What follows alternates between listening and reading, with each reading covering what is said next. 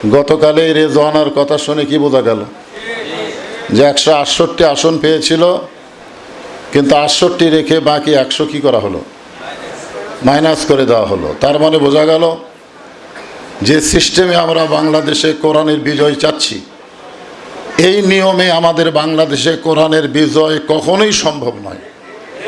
কারণ আমাদের বাংলাদেশের চারিদিকে যে সমস্ত নাস্তিক, বামপন্থী, ভারতের আগ্রাসী ভূমিকা, এর কারণে এই যে ভোট, একটা নীরব বিপ্লব ঘটে গেছে বাংলাদেশে। আমরা বিজয় অর্জন করেছি। আমরা কিন্তু 17 বছর পর 12 তারিখে এক যুদ্ধ হয়েছে ইসলাম বিজয় করার জন্য, বলেন না কে কথা? কিন্তু আমি দেখি হাজার হাজার নয়, লক্ষ লক্ষ ইমাম আলেম ওলামা তারা এই নির্বাচন নিয়ে আল্লাহর দিন কায়েমের যে একটা মক্ষম সময়, আমাদের মুখ দিয়ে সেই শক্তিশালী কথা আমি বার করতে ব্যর্থ হয়েছি। আমরা এমনি ইমামতির জগতে দাড়ি, টুপি, জুব্বা, পাগড়ির অভাব নেই, কিন্তু যুদ্ধ যে বদরের যুদ্ধ আজকে সবাই মুখে বলতেছে, কিন্তু আরও যে যুদ্ধ রসুলের জীবদ্দশায় 27টা যুদ্ধের উনি নেতৃত্ব দিলেন, কিন্তু এই যুদ্ধ কি বিষয় নিয়ে? ঐতিহাসিক বদর আমাদেরকে উপহার দিয়েছে। আজও যদি বদরের সাহাবীদের মতো ঈমান আমল আমরা মজবুত করতে পারি, তাহলে আজও পৃথিবীতে নতুন বদর তৈরি হবে ইনশাআল্লাহ। কিন্তু আমাদের ভিতরে অনেক সমস্যা, অনেক ত্রুটি। রমজান আমাদেরকে শিখাইতে আসছেন তাকওয়া, পরহেজগারিতা, লাআল্লাকুম তাত্তাকুন, তোমরা যেন তাকওয়া অর্জন করতে পারো, খোদাভীতি অর্জন করতে পারো, পরহেজগারিতা অর্জন করতে পারো। তাকওয়া মানে আল্লাহর ভয়, আমরা সবাই বুঝি। যার অন্তরে আল্লাহর ভয় আছে, যার দিলের ভিতরে আল্লাহর ভয় আছে, এই রমজান মাসে শুধু নয়, সে সবসময় আইয়ুহাল্লাযীনা আমানু কুতিবা আলাইকুমুস সিয়াম কামা কুতিবা আলাল্লাযীনা মিন ক্বাবলিকুম লাআল্লাকুম তাত্তাকুন। যে ইমানদারদের জন্য আল্লাহ রমজানের রোজাকে ফরজ করেছেন, আগেও ফরজ ছিল কিন্তু এভাবে একমাস ছিল না। আশা করা যায় এই রোজার মাধ্যমেই তোমরা মুত্তাকি হতে পারবে। সেই রমজান মাস মুত্তাকি হওয়ার মাস। এই মাস হলো আল্লাহর কোরআন নাজিলের মাস। এই মাসের এক রাতে কোরআন নাজিল হওয়ার কারণে হাজার মাসের চাইতে উত্তম হয়ে গেছে। শুধুমাত্র কোরআন নাজিলের কারণে রমজান মাসের গুরুত্ব বেশি, রাতের গুরুত্ব বেশি, এবং যাদের উপরে আল্লাহ কোরআন নাজিল করেছে তারা যদি এই কোরআনকে গ্রহণ করে তাহলে তাদের গুরুত্ব আল্লাহর কাছে অনেক বেশি হবে। এখানে বদরের গুরুত্ব নিয়ে অনেক আলোচনা আমরা শুনলাম। বদর কিন্তু বাতিলের সঙ্গে আপোষ করে বিজয় অর্জন করা নয়। বদর হচ্ছে একটা বিপ্লব। একটা বিপ্লবের মাধ্যমে বাতিলের বিরুদ্ধে লড়াই করে রক্ত দিয়ে ইসলাম দুনিয়াতে প্রতিষ্ঠা হয়েছে। আমরা গত 12 ফেব্রুয়ারি ইসলামকে বিজয়ের জন্যে আমরা যে চেষ্টা করেছিলাম, আমরা প্রত্যেকটা বক্তাই মাহফিলে, কারণ এবছর নির্বাচনের সময় একটা মাহফিলের মৌসুম ছিল, প্রত্যেকটা বক্তাই বলেছিলাম সব দেখা হলো শেষ, আগামীতে দেখব আল্লাহর কোরআনের বাংলাদেশ। সব বক্তাই কথা বলেছিলাম, কিন্তু বলার পরেও আমরা কোরআনের বাংলাদেশকে দেখতে পারিনি। এ না পারার পিছনে কারণ কিন্তু আমরা বিজয় অর্জন করিনি তা কিন্তু নয়। গতকালে রেজওয়ানার কথা শুনে কি বোঝা গেল যে 168 আসন পেয়েছিল, কিন্তু 68 রেখে বাকি 100 কি করা হলো, মাইনাস করে দেওয়া হলো। তার মানে বোঝা গেল যে সিস্টেমে আমরা বাংলাদেশে কোরআনের বিজয় চাচ্ছি, এই নিয়মে আমাদের বাংলাদেশে কোরআনের বিজয় কখনোই সম্ভব নয়। কারণ আমাদের বাংলাদেশের চারিদিকে যে সমস্ত নাস্তিক, বামপন্থী, ভারতের আগ্রাসী ভূমিকা, এর কারণে এই যে ভোট, একটা নীরব বিপ্লব ঘটে গেছে বাংলাদেশে। আমরা বিজয় অর্জন করেছি, আমরা কিন্তু বদর পেয়ে গেছি। কিন্তু আমাদের কাছ থেকে বদরকে কেড়ে নেওয়া হয়েছে। এখন আমরা যেটা দেখতেছি আমাদের কাছে উহুদ মনে হচ্ছে। আমাদের কাছে কি মনে হচ্ছে? উহুদ মনে হচ্ছে। আমরা কিন্তু উহুদের যুদ্ধে পরাজয় বরণ করিনি, বরং মাঝখান থেকে 300 জন মুনাফিক তারা ফিরে এসেছে আমাদের বাংলাদেশে। আমাদের কোরআনের বিজয়ের সবচাইতে বড় ক্ষতি করেছে এই সমস্ত মুনাফিক, টুপিওয়ালা, জুব্বাওয়ালা, দাড়িওয়ালা। বাংলাদেশের বহু দল আছে, কোনো দলের বিরুদ্ধে ভোট দেওয়া হারাম বলেনি, কিন্তু কোরআন বিজয়ের দলকে ভোট দেওয়া হারাম বলেছে। কারা বলেছে, কেন বলেছে? এগুলো সামনে রেখে বদরের স্পৃহা নিয়ে আমাদের সবাইকে এগোতে হবে। আল্লাহ রাসূল বলেছেন, মান সাআলাল্লাহু তাআলা আশ-শাহাদাতা বিসিদিকিন বাল্লাগাহুল্লাহু মানাজিলাশ শুহাদা ওয়া ইম্মাতা আলা ফিরাশিহি, রাওয়াহুল বুখারী কিতাবুল মাগাজি। আল্লাহ রাসূল বলেন, কোরআনের বিজয়ের লক্ষ্যে আল্লাহ রাস্তায় শাহাদতের তামান্না নিয়ে যারা অগ্রসর হবে, ওই মা তাআলা ফিরাশিহি, সে যদি নিজের বিছনায় মৃত্যুবরণ করে, বাল্লাগাহুল্লাহু মানাজিলাশ শুহাদা, হাসরের ময়দানে আল্লাহ তাকে শহীদদের কাতারে দাঁড় করায় দিবে। তো বদরের যুদ্ধে যেরকম রমজান মাসে শহীদের মাধ্যমে মুসলমানের বিজয় হয়েছে, মুসলমান যেরকম আল্লাহর প্রতি তাওয়াক্কুল করেছে, আমরা আমেরিকার দিকে না তাকায়া, ভারতের দিকে না তাকায়া সরাসরি আল্লাহর প্রতি অবিচল বিশ্বাস রেখে যদি আমরা সামনে চলতে পারি, তাহলেই বদরের শিক্ষা আমাদের গ্রহণ করা হবে।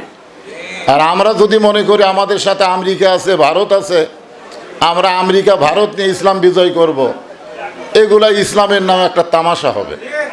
আমরা ইসলামের নামে কোনো তামাশা করতে চাই না। সত্যিই যদি কোরআনের বিজয় চাই, তাহলে বদর থেকে বিপ্লবের শিক্ষা আমাদের গ্রহণ করতে হবে।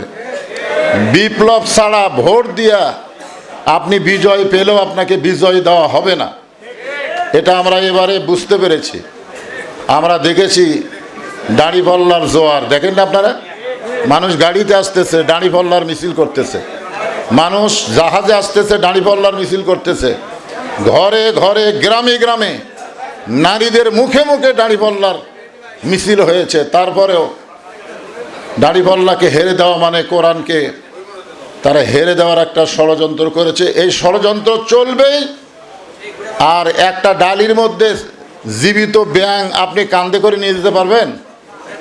ব্যাঙগুলো যদি আপনারা একটা ডালির মধ্যে নিয়ে যদি চলেন, একটা ব্যাঙও তো থাকবে না, লাভ চলে যাবে। তো বাংলাদেশের শিক্ষা, আলেমদের শিক্ষার মধ্যে যে অবস্থা, এতে করে আলেম ওলামারা কোনো দিনও এক হবে না। আলেম ওলামারা এক হবে না। আমরা যারা কোরআনের বিজয় চাই, আমাদের আল্লাহর প্রতি পুরোপুরি তাওয়াক্কুল রেখে বদরকে সামনে নিয়ে বদরের শিক্ষা গ্রহণ করে, বদরের গুরুত্ব নিয়ে, বিপ্লবকে সামনে নিয়ে আল্লাহ যেন বাংলার জমিনে কোরআনের বিজয় দেয়, এই নিয়তে শাহাদতের তামান্না নিয়ে আমরা সবাই কাজ করব। আল্লাহ আমাদের তৌফিক দান করুক। সকলেই বলে আল্লাহুম্মা আমিন। বগুড়ার এক আলেমদের মিলন মেলা আজকে।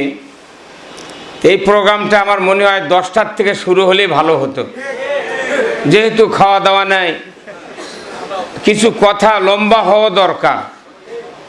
যারা সময় দিতে পারে না তাদেরকে নিয়ে প্রোগ্রাম না করাই ভালো। কথা কোন টাকা? 1 নম্বর কথা হলো আমার, যে আমরা বহুদিন ধরে ইমামতি করি, মুয়াজ্জিনি করি, বক্তৃতা করি, রোজা করি। এই রমজানের রোজার যেভাবে পরিচিতি সারা বাংলাদেশের মুসলমান, হিন্দু সকল সম্প্রদায়ের কাছে যেভাবে পরিচিত, এই রোজা ছাড়া বদরের যুদ্ধ, উহুদের যুদ্ধ আর তবুকের যুদ্ধ ছাড়া পৃথিবীর আলেম ওলামা, ওলামায়ে কেরামগণ আর অন্য কোনো যুদ্ধের বর্ণনা আমরা দিতে পারি না। কথা ঠিক কিনা? শুধু বদর যুদ্ধ, উহুদ যুদ্ধ, তবুক যুদ্ধ। কিসের জন্য নবী যুদ্ধ করেছেন এই যুদ্ধের কথা আমরা বলার সাহস পাই না। কারণ হলো আল্লাহ রসুল 10 বছর মদিনায় ছিলেন। কয় বছর? 10 বছর। 10 বছর উনি যুদ্ধের নেতৃত্ব দিলেন, 27টা যুদ্ধ। কয়টা?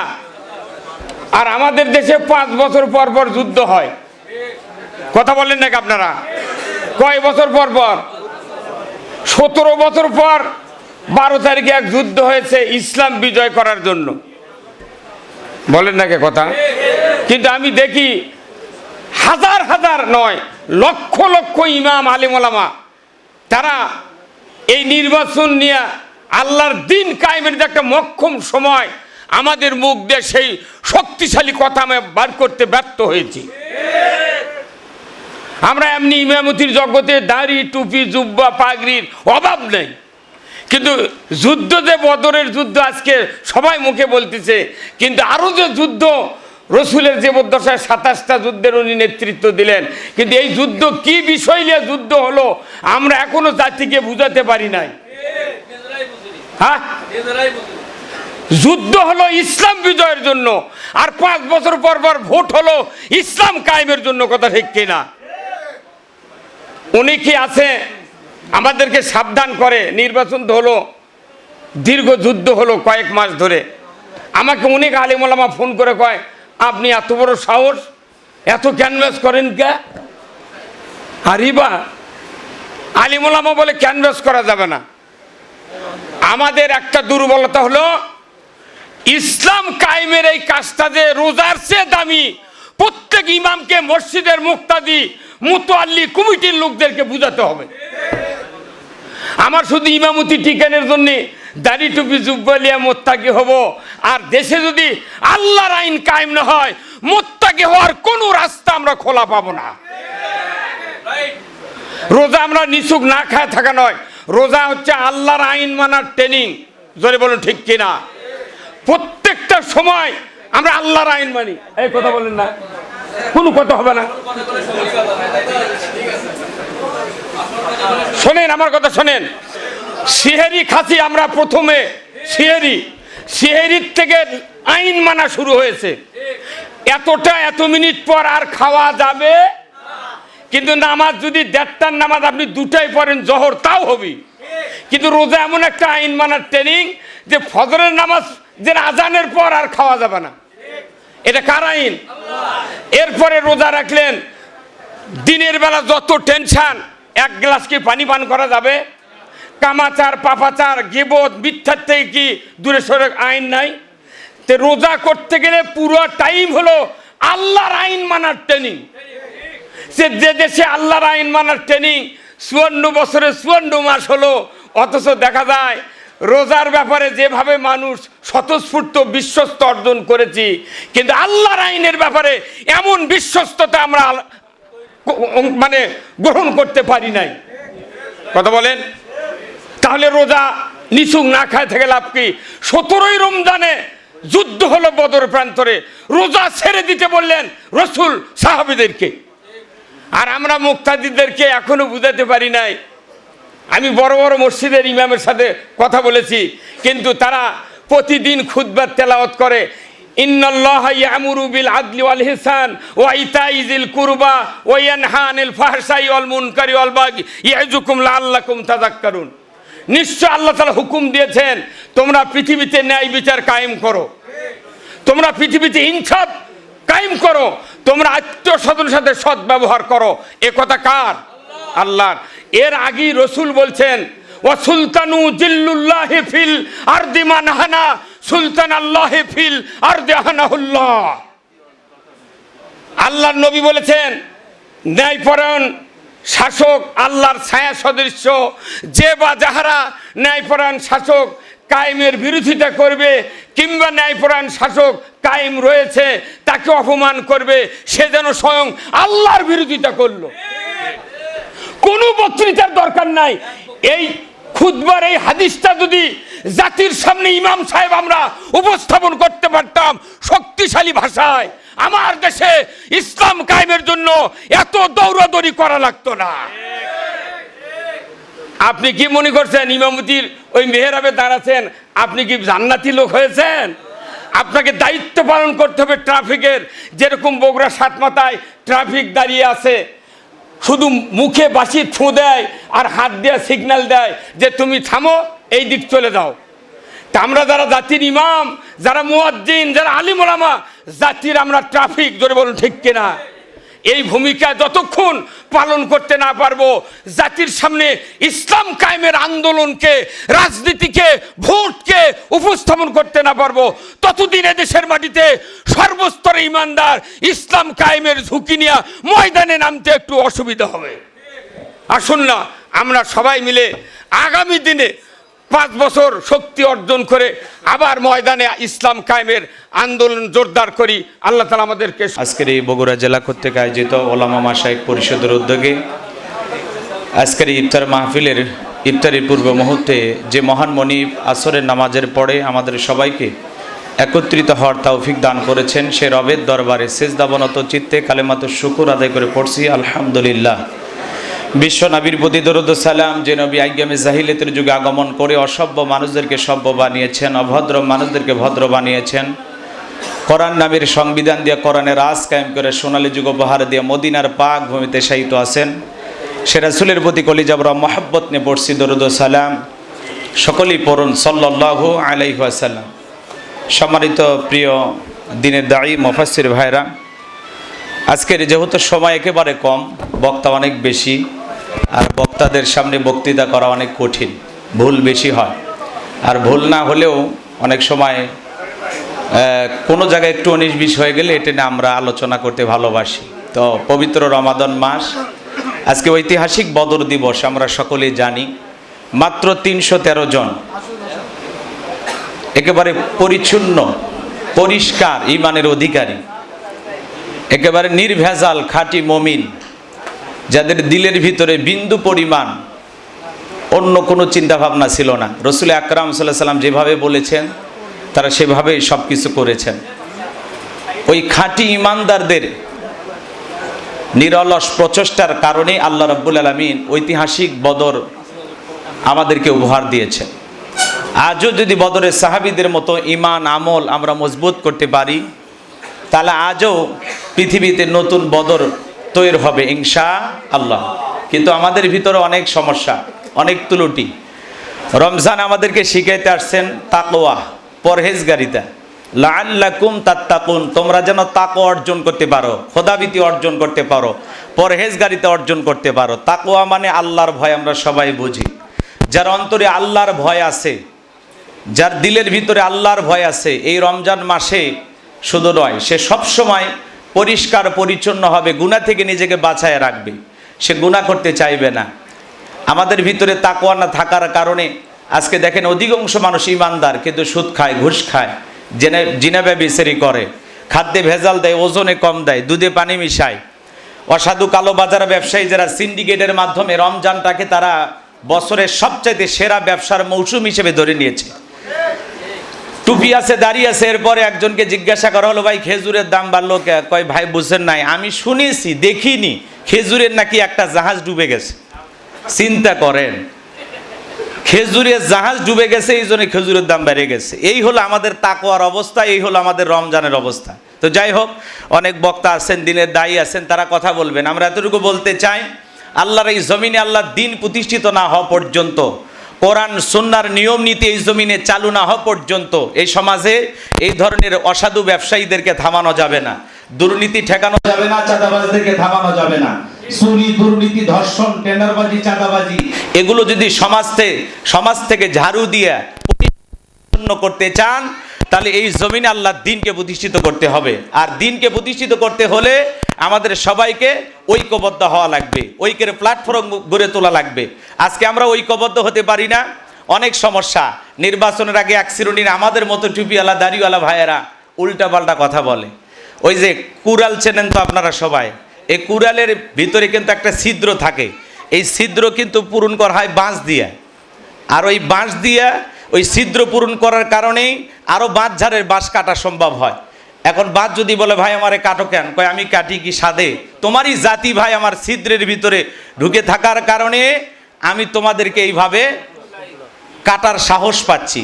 আজকে আমাদের মতো টুপিওয়ালা দাড়িওয়ালা ইমানদাররা সামান্য কিছু টাকার লোভে হোক আর ক্ষমতার লোভে হোক, একটু বিক্রি হওয়ার কারণে তারা উল্টাপাল্টা ফতুয়া দিয়া যারা ইসলামপন্থী দিনের দায়ী, এই জমিনে যেন ইসলাম প্রতিষ্ঠিত না হয়, এজন্য যত ধরনের ফতুয়া ডেলিভারি করা দরকার ওই সময়গুলোতে তারা বাতিলের টাকার শক্তি হোক, ক্ষমতার শক্তি হোক, এই লোভে পইরা বিক্রি হওয়ার কারণে এদেশে ইসলামপন্থীরা বারবার এগিয়ে যায়াও হোঁচট খেয়ে পিছনে পড়তেছে। কথা বলেন ঠিক কিনা?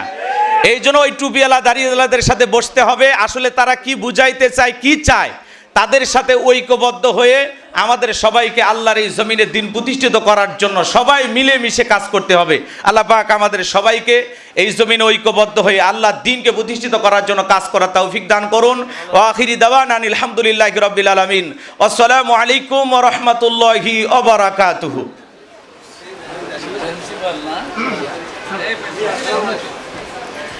ধন্যবাদ মাওলানা গোলাম রব্বানী ভাইকে। সম্মানিত উপস্থিতি, এ পর্যায়ে আমাদের সামনে আলোচনা নিয়ে আসছেন বিশিষ্ট ইসলামী চিন্তাবিদ, দেশে আলোড়ন সৃষ্টিকারী ওয়াইজিন মুফাসসিরে কোরআন, ওলামা মাশায়েখ পরিষদ বগুড়া শহর শাখার সম্মানিত সহকারী সেক্রেটারি হযরত মাওলানা আব্দুস সালাম যুক্তিবাদী। হযরত মাওলানা আব্দুস সালাম যুক্তিবাদী।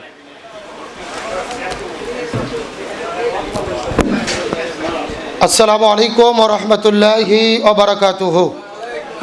আলহামদুলিল্লাহি রাব্বিল আলামিন ওয়াসসালাতু ওয়াসসালামু আলা সাইয়্যিদিল মুরসালিন ওয়া আলা আলিহি ওয়া আসহাবিহি আজমাইন।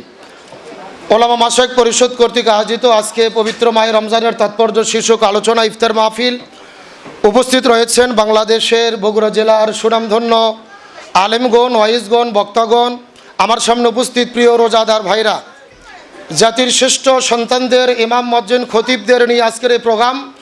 আমরা প্রত্যেকেই প্রতিদিন ইফতার প্রোগ্রামে কথা বলি, আমরা প্রত্যেকেই বক্তা। আমরা আজকে যেই দিন এই প্রোগ্রামে উপস্থিত হয়েছি 17ই রমজান, এটাকে বলা হয় বদর দিবস। বদরের যুদ্ধ রাসূল করিম সাল্লাল্লাহু আলাইহি ওয়াসাল্লাম রমজানের 17ই রমজান রোজা ভেঙে কেন করলেন? সাহাবীদেরকে নিয়ে রাসূল 16 দিন রোজা রেখেছেন। 17ই রমজান সকালবেলা নবীজি রোজা ভেঙে ফেললেন, খেজুর খাইলেন, পানি খাইলেন। সাহাবীদেরকে বললেন তোমরাও রোজা ভেঙে ফেলো। সাহাবীরা বলতেছেন ইয়া রাসূলুল্লাহ সাল্লাল্লাহু, এটা আপনি কেমন কথা বললেন? আপনি 3 দিন আগে ওয়াজ করেছেন একটা রোজার এত দাম, ইচ্ছে করে যদি কেউ একটা রোজা ছেড়ে দেয় লাগাতার 60টা রোজা রাখতে হবে, আবার যদি একটা রোজা ছেড়ে দেয় আবার লাগাতার 60টা রোজা রাখতে হবে, আপনি কেন রোজা ছাড়তে বললেন? রাসূল বললেন ওমা আতাকুমুর রাসূলু ফাখুযু ওমা নাহাকুম আনহু ফান্তাহু। আমি নবী যা বলি তা তোমরা করো, যা করতে নিষেধ করি তা থেকে দূরে থাকো। আবু জেহেল মদিনা আক্রমণ করেছে, আর বসে থাকা যাবে না। এখন রোজা ভেঙে খেজুর খেয়ে, পানি খেয়ে শরীরে শক্তি অর্জন করে আবু জেহেলের মোকাবেলা করতে হবে। তার মানে বোঝা গেল রোজা রাখা যেমন ইবাদত, রোজার চাইতেও দামি ইবাদত হলো এই জমিনের ভেতরে দিন বিজয়ের জন্য বাতিলের লড়াই করা এবং সংগ্রাম করা।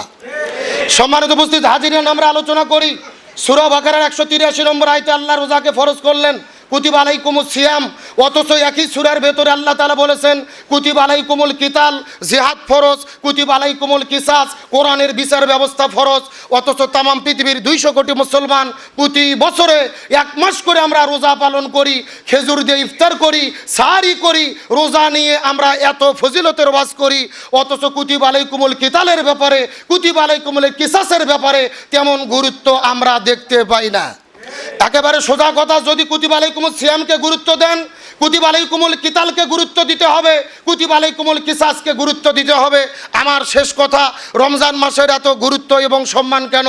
আল্লাহর কোরআন বলেছেন শাহরু রমাদান আল্লাযী উনজিলা ফীহিল কোরআন হুদাল লিন-নাস ওয়া বাইয়িনাতিম মিনাল হুদা ওয়াল ফুরকান। রমজান মাসের এত সম্মান হতো না যদি না রমজান মাসে কোরআন নাজিল না হতো। তার মানে বোঝা গেল রমজানের গুরুত্ব কোরআনের কারণে। আমাদের নবী কেন শ্রেষ্ঠ সম্মানিত নবী হলো? তার কারণ আমাদের নবীর উপরে কোরআন নাজিল হয়েছে। লাইলাতুল কদর রজনী কেন শ্রেষ্ঠ হলো? কারণ এই লাইলাতুল কদরে কোরআন নাজিল হয়েছে। তার মানে বোঝা গেল নবীর সম্মানের পেছনে কারণ, লাইলাতুল কদর সম্মানিত হওয়ার পেছনে কারণ, রমজান সম্মানিত হওয়ার পেছনে কারণ, সব কিছুর পেছনে একটা জিনিস জড়িত, যার নাম হলেন পবিত্র কোরআনুল কারীম। আর আমরা যদি এই কোরআনকে বাদ দিয়ে শুধু রোজাকে গুরুত্ব দেই, রসুলের প্রতি দরুদ পড়ি আর লাইলাতুল কদরে ইবাদত করি, তাহলে আমাদের জীবনের কখনো সফলতা আর আমরা মুত্তাকি হতে পারবো না। তাই আসুন, যেই কোরআনের কারণে সব কিছুর সম্মান, ওই কোরআনকে সম্মান করার দরকার আছে না নাই? আরো জোরে বলেন। ওই কোরআনকে যদি সম্মান করতে চাই, হাদিসে রসুল বলেছেন কোরআনের হক হলেন 4টি। এই 4টি হক আদায় করতে হবে। 1 নম্বর কোরআন পড়তে হবে, 2 নম্বর কোরআন বুঝতে হবে, 3 নম্বর কোরআন অনুযায়ী নিজে আমল করতে হবে, আর 4 নম্বর কোরআনের হক হলেন কোরআনের বিধান এই জমিনে বাস্তবায়ন করতে হবে। আজকে লক্ষ্য করেন, বিশ্বনবী মুহাম্মদ রাসূলুল্লাহ সাল্লাল্লাহু আলাইহি ওয়াসাল্লাম, রসুল যতদিন কোরআন পড়েছে রসুলের কোনো বিপদ ছিল না। রসুল কোরআন বুঝেছে, রসুলের কোনো বিপদ ছিল না। রসুল নিজে কোরআন অনুযায়ী আমল করেছে, রসুলের কোনো বিপদ ছিল না। যখনই রসুল বলেছেন আল কোরআনের আইন চাই, সৎ লোকের শাসন চাই, জমিন যার আইন চলবে তার, তখনই আমাদের নবীজিকে জেলে বন্দি করেছে, উহুদের ময়দানে দান্দার মোবারক শহীদ করেছে। আমাদের নবীজিকে 1 নয় 2 নয় 27 বার হত্যার টার্গেটের শিকার করা হয়েছে। তার মানে বোঝা গেল কোরআনের 4টে হকের ভেতরে প্রথম 3টে হক আদায় করলে কোনো বিপদ হয় না, তবে 4 নম্বর হক আদায় করতে গেলে বিপদে পড়তে হয়। এখন আমি আপনাদের প্রশ্ন করতে চাই, ওলামায়ে কিরাম হিসেবে, সচেতন সমাজ হিসেবে কোরআনের এই 4টে হককে আমরা আদায় করতে রাজি আছি? সুতরাং আজকের এই প্রোগ্রাম থেকে আমরা সিদ্ধান্ত নেই, কোরআন পড়ব, কোরআন বুঝবো, কোরআন দিয়ে জীবন গড়ব। আল্লাহ তাআলা আমাদের সকলকে কোরআনের কর্মী হওয়ার তৌফিক দান করুক, বলেন আমিন। এইবার বাংলাদেশে একটা সম্ভাবনা তৈরি হয়েছিল যে কোরআন বিজয় হবে, ইসলামপন্থীরা ক্ষমতায় যাবে। ইসলামপন্থীরা ক্ষমতায় যায়নি, এই জন্য কি আপনাদের মন খারাপ নাকি? আমাদের দায়িত্ব হলো চেষ্টা করা। বিজয় দেওয়ার মালিককে? হযরতে নূহ আলাইহিস সালাম 950 বছর দিনের দাওয়াত দিয়েছে, মাত্র 82 জন ইসলাম ধর্ম গ্রহণ করেছে। এই জন্য নূহ নবী কি ব্যর্থ? না, আল্লাহ আমাদের প্রতিষ্ঠা করার দায়িত্ব দেয়নি, আল্লাহ আমাদের দায়িত্ব দিয়েছে চেষ্টা করার। আমরা চেষ্টা করতে করতে মৃত্যুবরণ করব, এর বিনিময়ে আল্লাহ আমাদের জান্নাত দেবে ইনশাআল্লাহ। সুতরাং আখিরাতের সফলতাই বড় সফলতা। আসুন আল্লাহ আমাদের যতদিন বেঁচে রাখে, এই বগুড়া জেলার আলেম ওলামাদের, সচেতন আলেম হিসেবে আমাদের সিদ্ধান্ত নিতে হবে এই বগুড়া জেলায় কোরআনের বিজয়ের জন্য, কোরআনের পক্ষের শক্তিদের বিজয়ের